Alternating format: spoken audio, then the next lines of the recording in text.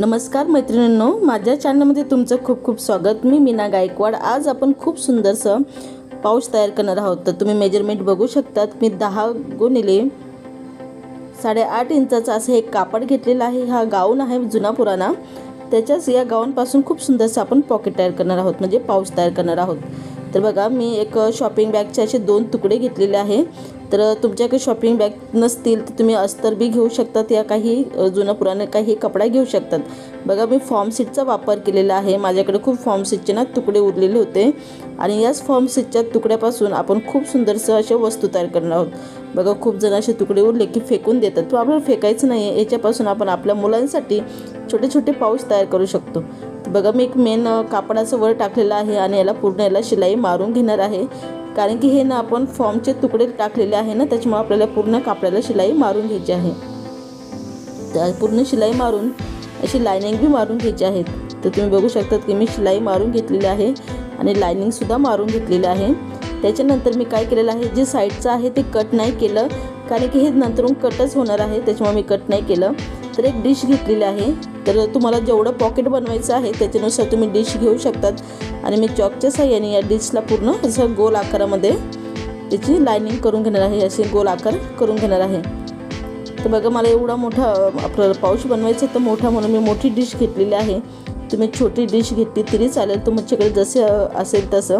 बघा, ज्यांच्याकडे form seat नसेल तर त्यांनी साधं सिंपल कपड्यावर बी बनवलं तरी चालेल, पण त्याच्यासाठी तुम्ही शॉपिंग बॅगचा वापर नक्की करा। तर हे दोन्हीही गोल मी कट करून घेणार आहे। कट केल्यानंतर हे बघा, आता आपल्याला याचा मध्य घ्यायचा आहे, याला फोल्ड करायचं आहे आणि त्याच्या साईडला आपल्याला त्याला कट मारून घ्यायचे आहे।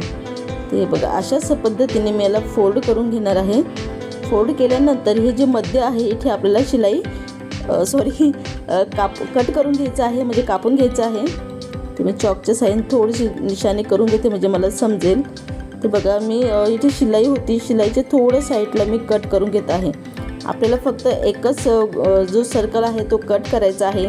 त्याच्यानंतर मी काय केलेलं आहे की एक चेन घेतलेली आहे आणि चेनिंगचं जे माप आहे तुम्हाला मी दाखवते। मी थोडं एक्स्ट्रा चेन घेतलेलं आहे। बघा, 8.5 इंच घेतलेलं आहे, कारण की हे थोडं आपल्याला चेन टाकण्यासाठी थोडं मी एक्स्ट्रा घेतलेलं आहे। तर मी बघा हे उलटे ठेवलेलं आहे आणि इथे शिलाई मारून हे दोन्हीही वर्तुळ आपल्याला जोडून घ्यायचे आहे। तर बघा, मी या ठिकाणी चेन जोडलेलं आहे आणि सरळ करून या ठिकाणी टॉप स्टिच मारणार आहे। परत दुसरा भाग इथे ठेवून शिलाई मारून घेणार आहे आणि असे दोन्हीही भाग जोडून घेणार आहे। तर बघा, दोन्हीही भाग मी जोडून घेतलेला आहे। मी 5 नंबरची रनर वापरलेला आहे चेन, आणि त्याला मी जॉईन करून घेत आहे। त्याच्यानंतर मी काय केलेलं आहे की एक कपडा घेतलेला आहे। तर तुम्ही बघू शकतात की हा माझा एक ड्रेस होता, त्याचा जुना पुराणा एक ड्रेस म्हणजे बनवून झाल्यानंतर एक्स्ट्रा जे उरलेलं होतं ते मी घेऊन आलेली होती आणि असे मी डिझाईन बनवलेली आहे। बघा, हे आपलं कासवाचं डोकं आहे, त्याचे 4 पाय आहे आणि एक छोटीशी शेपूट आहे। असे आपण मी त्याला कट करून घेतलेलं आहे। तर मी आधी पेपरवर कट केलेलं आहे। त्याच्यानंतर मी जे आपलं मेन कापड आहे त्याच्यावर मी ठेवून अशी पेनाच्या आकाराने आपल्याला खुणा करून घेतलेला आहे। तर बघा, अशा पद्धतीने तुम्ही करून घ्यायचं आहे। मी एक छोटी शेपूट ठेवलेली आहे, 4 पाय आणि हे डोकं अशा पद्धतीने मी कट केलेलं आहे, आपल्याला जसं आवडेल त्याच्यानुसार। त्याच्यानंतर तुम्ही ह्याला शिलाई मारून घ्यायची आहे। बघा, मी डबल केलेलं आहे। ते हे बघा, अशा पद्धतीने मी हे डबल करून घेतलेलं आहे। त्याच्यानंतर मी या ठिकाणी पूर्ण जे आहे इथे शिलाई मारून घेणार आहे आणि तुम्ही बघू शकता की मध्ये गॅप ठेवलेला होता। त्याच्यानंतर मी शिलाई केल्यानंतर हे जे आहे आपल्याला हे मी याला थोडेसे असे कट बी मारून घेतलेलं आहे, म्हणजे कापड आपण व्यवस्थितपणे सरळ करू शकतो। तर पूर्ण हे जे कापड आहे त्यांना सरळ करून घ्यायचं आहे अशा पद्धतीने।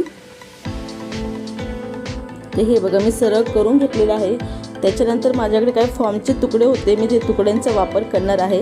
तुमच्याकडे समजा फॉर्मचे तुकडे नसतील तर तुम्ही जे आपल्या घरामध्ये काही थोडे छोटे मोठे चिंदे असतील या कापूस असेल त्याचाही वापर करू शकता। तर माझ्याकडे हे फॉर्मचे तुकडे होते, म्हणजे भरपूर मी तुकडे सांभाळून ठेवते, कारण की मी असे छोटे छोटे पाऊच ना खूप बनवते, तर मला आवडतात म्हणून मी बनवण्यासाठी मी असे फॉर्म सीटचे तुकडे साचून ठेवत असते। बघा, मी प्रत्येक याच्यामध्ये फॉर्म सीट भरून घेतलेलं आहे। त्याच्यानंतर आपल्याला काय करायचं आहे, जे मेन जे कापड होते आपले दोन्हीही ते घ्यायचे आहे। तर बघा, हे मी मेन कापड घेतलेलं आहे थापा आपल्या चेनीवर नाही जॉईन करायचं, आपल्याला मेन जे गोल आकार आहे फर्स्टवाला याच्यावर आपल्याला जोडायचं आहे. तर बघा मी हा गोल घेतलेला आहे पूर्ण आणि आपल्याला हे डोकं असं व्यवस्थित ठेवायचं आहे. तर हे सगळं आपल्याला असं जोडून घ्यायचं आहे. तुम्ही वाटलं असं पिनअप केलं तरी चालेल, पण मी डायरेक्ट अशी शिलाई मारणार आहे. बघा मी हे असे जसं आपल्याला माहिती आहे की कासवाचे पाय कसे असतात आणि डोकं कुठे असतं, तर त्याच्यानुसार तुम्ही ठेवून घ्यायचं आहे. तर हे बघा मी असे दोन्हीही ठेवून घेतलेले आहे व्यवस्थितपणे, 2 पाय 2 डोकं आणि ही छोटीशी त्याची पूस म्हणजे त्याची शेपूट. तर बघा असं ठेवल्यानंतर तर आपल्याला जे मेन आपली जे चेनीचा भाग होता तो ठेवायचा आहे. तर हा असा उलटा ठेवायचा आहे व्यवस्थितपणे आणि हाताच्या साहाय्याने पूर्ण अशी गोल गोल फिरवत इथे शिलाई मारायची आहे. तर हे बघा मी शिलाई मारून झालेली आहे, पूर्ण असं गोल गोल फिरवत पूर्ण शिलाई मारून घेतलेली आहे. तुम्ही वाटलं असं त्याला पायपिंग बी करू शकतात, पण मी पायपिंग नाही केली, मी तुम्हाला डायरेक्ट ओपन करून दाखवते. तर हे बघा आपला हा पाऊच तयार झालेला आहे. खूप सुंदरसा हा पाऊच झालेला आहे, तुम्ही बघू शकतात.